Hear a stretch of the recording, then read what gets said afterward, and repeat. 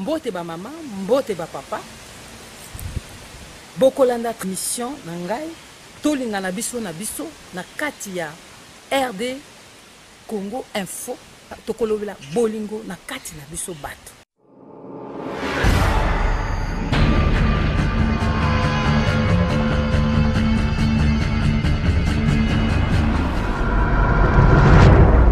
Mbote ba papa, mbote ba mama. Merci mingi loko bolanda ka émission na ngai na rdcongoinfo.fr.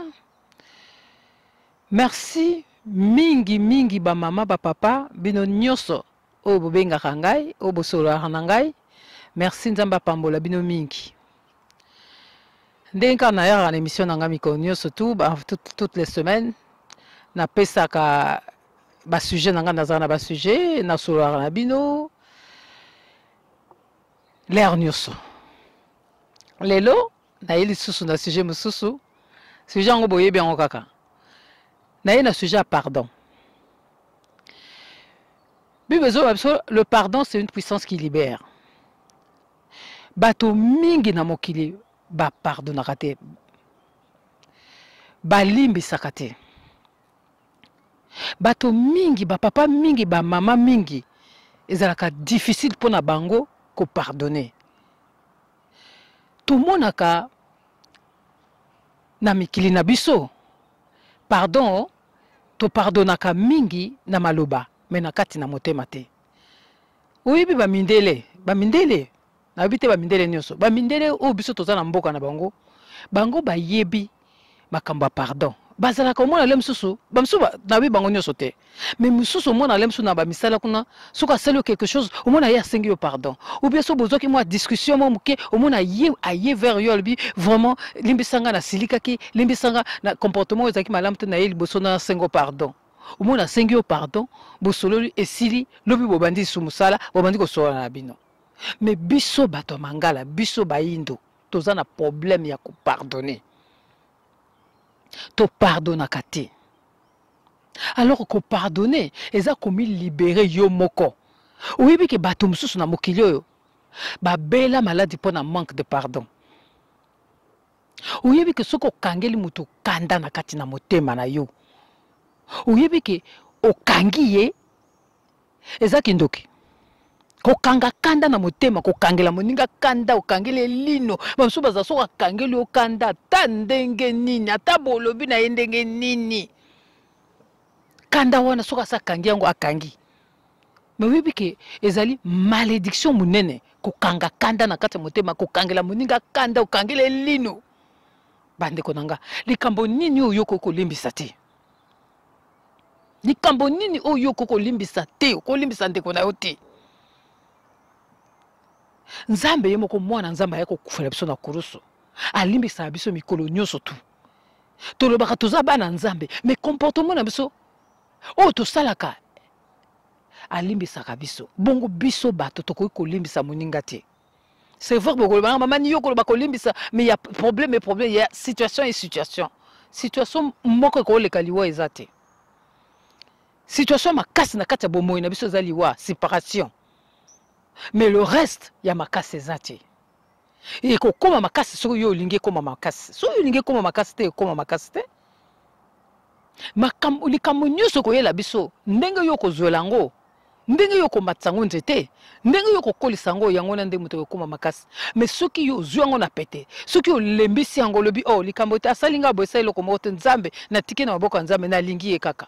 Et c'est difficile. Mais ce qu'on sait en commun, on a la pongi à tranquillité, pongi à kimia.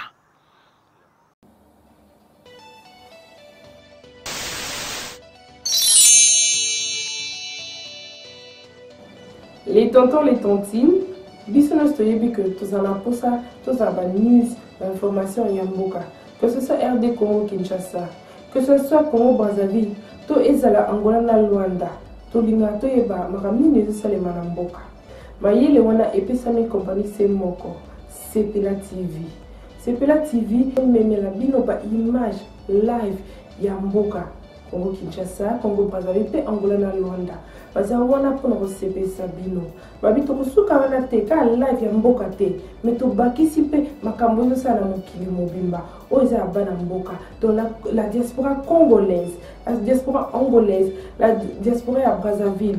Dans Sepela TV, beaucoup CPI-sama. Dans Sepela TV, beaucoup de réponses. Maintenant que vous voyez bien le Sepela TV, ne tardez pas trop longtemps.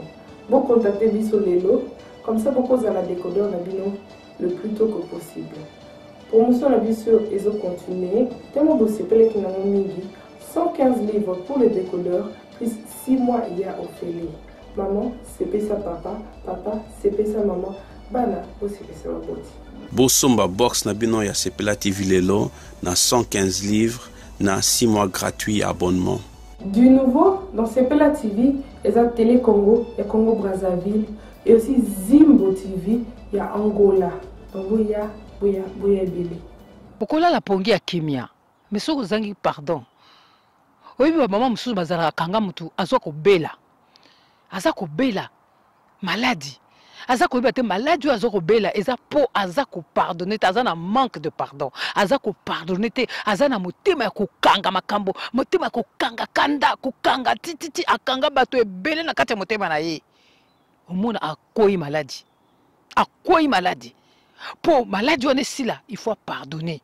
Asenga pardon na mutu wana, a pardonner mutu wana, ba senga na pardon, ba sala paix omona maladie sidi. Bible zolo bana biso ngwa. Ce que pardonner moninga. Il pas pardonner au mona bozu kimia, mona mlem sou malade ezaki malade style. Mais so pardonnera te. Yo mama oyebi pardon te. Yo papa oyebi pardon te.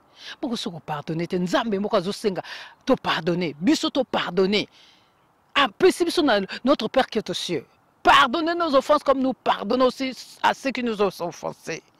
Nous pardonner, to pardonner, mais pardon wana ezaka problème.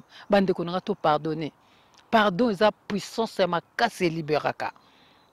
Nga moko na vivango. Na vivango na mona ya solo ko pardonner. Eza vraiment puissance ya makasi. Nga moko na kangaka biso to sa bato mama papa to sa bato to kangaka bato na motema muna muta sali yo likambo to abengi yo afingi yo penza tina senzo to na yo o sili ko bi ye penza en tout cas na yebiti so na ko pardonner moi so na makamba lobi nanga na makamba salinga ou bien ndeko na yo surtout biso bandeki to salaka bandeko bazaka na Afrique o mona o bomizo to na musala o sombi ata voiture o le botinda kuna e sala akomi kuna voiture wana ekomi yaye akomi ko sala lango okozwa ata 1 cm so linko loba ekomi problème otindi mo biloko oteka kuna na mboka o mona problème ba biloko na biso sto vivango mais to sala boni okosilika to boite ko silika za normal eza réaction moko ya koloba ke naza d'accord te na makambo yo salingai mais après okotika nka na kati ya motema obomba nka na kati ya motema non il faut pardonner. Il faut pardonner. Balobi na biso na biso to pardonner 77 fois 7. C'est pas évident, je le sais, mais tout ça la fort. Ce qu'on quitte senga Yesu Christo a aidé yo pour te pardonner, pour la libre, au libérer moninga wana, yo moko pose à libre parce que pardonner to ko kanga moninga na motema za ko loka ko buma moninga okangie na kati ya motema. En eza malamu te. Eni yango nende muté bongsa makambo te lelo nakina likambo wana na kati ya motema nanga ya pardon na yebite po nini nzambe a conduire na likambo pardon ba papa to pardonner ba mama to pardonner ba papa bana bo pardonner ba papa bo pardonner ba mama ba ndeko nanga toza na pardon mingi to ba ko limbisa toza bato mokili muto a parfait na mokili azate biso nyos toza na ba toza kana ba faille na biso toza na biso bato toza bato. Donc mutu azana ba faine mutu azana parfait donc oyo linga salote ba ko sala pe moninga te soki yo linga pardonner te yo pe ba ko pardonner te donc yo soki okanisi yo koka mutu moko koka zate oyo koka eza nzambe soki asengi biso to pardonner ayebi pourquoi asengi biso to pardonner donc bande konanga to pardonnaka pardon. Eza nango compliqué na ye liboso na sengi papa na saki yo boy na sengi yo pardon mama na sengi yo na saki yo na sengi yo pardon limbisanga o pardonner pour bosani to pardonnaka mais to bosana kate Ou pardonner, au boss, nous sommes quitter senga molimo sato, senga Jésus-Christ, aide-moi à pardonner, je n'arrive pas à pardonner, na pardonner au monde et zongelinga. Bah moi musuba za komona à pardonner mobile na ye lundi, samedi ya bimsa alongwa kuna makambo salaka lundi. Mais on va pardonner nga. On va pardonner nga. On peut bimsa ngo soit nous pardonner te zonga que nous senga pardon. Parce que sur au sengi pardon, il faut bossana. On peut pardonner au bossani. Ezaka lutte moko makasi na kati ya mutuna motema mais soko vaincre ngo okomona kozana kimia ata mutaye na makelele na lingo tia makelele pembeni oza kunati okota lola te pona mutu okota lola te pona mutu non abandi makamune ayena makamune oyoke termine okena obina pardonner o pardonner poza na kimia na nzambe oza na kimia tango ba prière noko sambela nza ekende likolo mais soki yo zo sambela oza atozo sambela te mo o pardonner te o vivre ndengini o belaka ba tension o belaka ba maladie boko ko ya pona ba kama ba souci po muto asali likambo esali okangi ona muto okangi ya ye mais lobi muto msupe akosala yo okokanga kala muto mo okanga ti wapi o suka wapi donc bandeko likambo nazaki nango lelo ya koloba ngwana lelo yo mwa moye bimi to bimi mwa libanda to sala émission na biso na libanda esengo mingi biso muto botama na moyi to koli na moyi to komi na poto to komi kolela moyi komi or et komi or soke bimi kaka biso libanda bandeko na ngai o bino mutu boza na Afrique kuna boza ko se plaindre moyi biso atozolela moyi soki ka moyi bimi boto bimi lokwa ba pesa na kati to bimi na bandako to ke libanda po moyi kota biso na kati ya nzoto po na kati ya ndako malili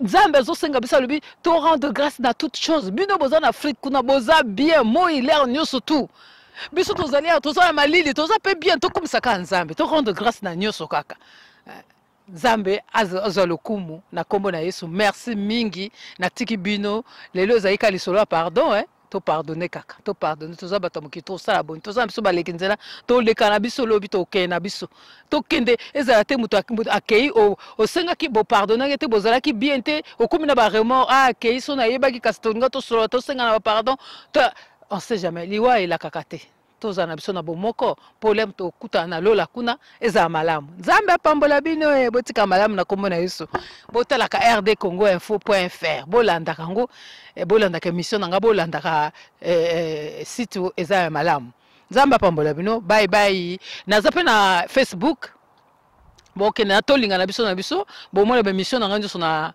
ona sala eza kuna so bolingo sujet o sepesa bino boko cliquer bolandango ngai pena na osepela mingi so ba mission nange touchara bino soko ebongo la rabosalaka so to salaka effort ko changer ezala kozela sengo mingi bon Nzamba pambola bino to kuta nsumba la sima bye bye.